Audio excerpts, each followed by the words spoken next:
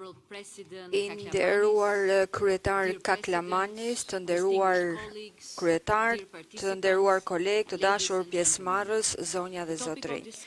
Tema e diskutimit për këtë sesion adreson një çështje jetike të rajonit të Ballkanit Perëndimor, të nismës adriatiko-joniane, të Bashkimit Evropian, si dhe të gjithë kontinentit të Evropës. Duke pasur parasysh zhvillimet e sotme në botë, Bashkimi Evropian, si një ndër projektet më të bukura të qytetërimit bashkëkohor, po përballet me sfida të shumta. Këto sfida kërkojnë një Europë më të madhe, më të fortë, më të sigurt, më solidare, kërkojnë një Europë të re në një botë të re e cila po ndryshon dramatikisht. Në këtë Europë të re, kufijt politik do të afrojnë gjithnjë më shumë me kufijt gjeografik dhe kulturor të saj. Zgjerimi, më tepër se asnjëherë më parë, nuk përbën më një barr, por një zgjidhje dhe vendet e Ballkanit Perëndimor nuk përbëjnë më një problem të shtuar, por një vlerë të shtuar për Bashkimin Evropian.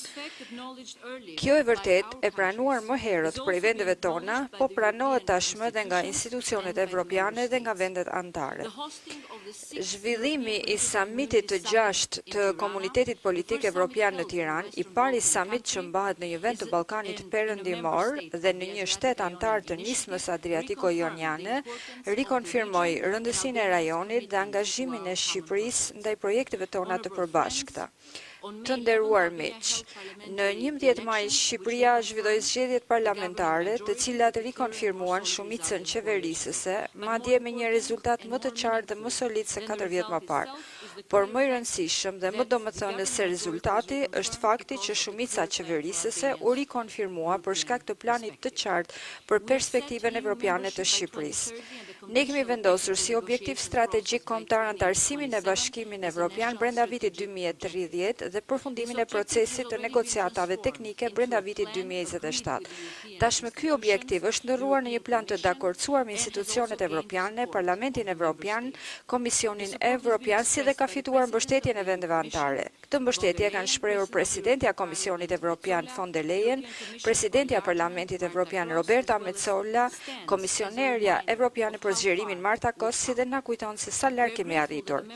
Jemi mirënjohës që vendet anëtare të nismës adriatiko-joniane, njëkohësisht shtete anëtare të BE-s, Greqia, Italia, Kroacia dhe Slovenia, janë mbështetëse të fuqishme të antarësimit të Shqipërisë. Javën e kaluar, gjatë vizitës zyrtare në Tiranë të presidentit të Francës Macron, ai shpalli mbështetjen e Francës për këtë objektiv kombëtar të Shqipërisë. Këtë mbështetje e bëri të qartë edhe kryeministri i Italisë, Meloni, dhe udhëheqës të shteteve anëtare të Bashkimit Evropian gjatë samitit të 6 të Komunitetit Politik Evropian. Mbajtja e këtij samiti në Shqipëri rikonfirmoi vizionin ton për bashkimin me BE-n si vendi kandidat që ecën më shpejt dhe më vendosmërisht drejt këtij qëllimi.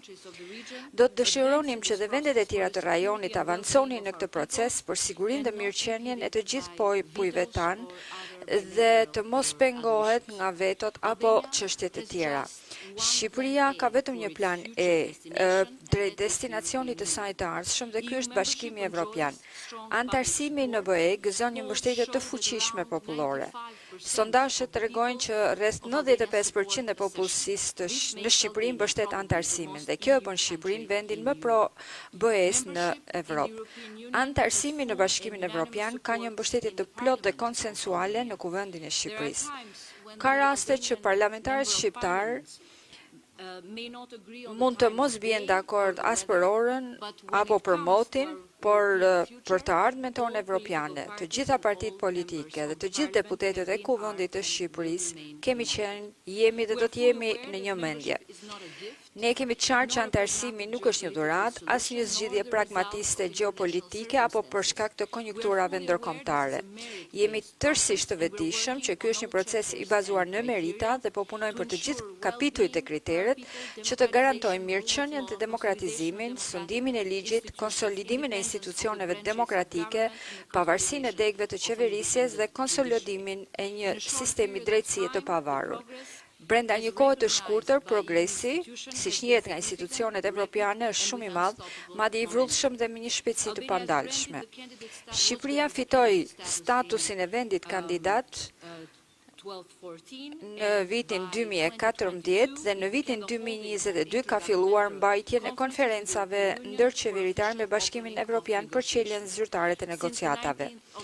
Prej 19 korriku 2022, kur në Bruksel u mbajt konferenca e parë, janë zhvilluar deri tani 5 konferenca ndërqeveritare, fundit prej të cilave u mbajt dje në Bruksel. Shqipëria synon që brenda vitit 2025 të çelë negociatat për gjithë kapituj. Rritja ekonomike e qëndrueshme, politika e fqinjësisë së mirë, leadershipi në proceset e bashkëpunimit rajonal, unifikimi 100% i politikës së jashtme dhe të sigurisë me Bashkimin Evropian, partneriteti strategjik me Shtetet e Bashkuara të Amerikës, kontributi aktiv dhe i vlerësuar si antare NATO-s, mbrojtja prej influencave jo perëndimore dhe jo demokratike, mund të them pa hezitim se kanë bërë Shqipërinë një vend lider në zhvillimin e integrimet rajonale dhe kontributin për sigurinë në Ballkanin Perëndimor. Plani i rritjes së BE-s për Ballkanin Perëndimor paraqet një mundësi të jashtëzakonshme për rajonin ton. Për konvergjencën dhe koherencën, miratimi i parafinancimit për rajonin si pjesë e planit të rritjes do të nxjisë zhvillimin ekonomik, do të ndërtojë infrastrukturën lidhëse kombëtare dhe rajonale dhe do të ndihmojë në zbatimin e reformave të nevojshme për integrimin tonë në tregun e Bashkimit Evropian. Vendimi i Parlamentit Evropian për të hapur në Tiranë zyrën rajonale për Ballkanin Perëndimor është një tjetër shenjë e bashkëpunimit dhe partneritetit tonë të ngushtë. Vendet tona kanë potencial të madh. Shqipëria do të vijojë të nxjisë bashkëpunimin rajonal për të sjellë më pranë popujt dhe vendet tona. Ju falenderoj.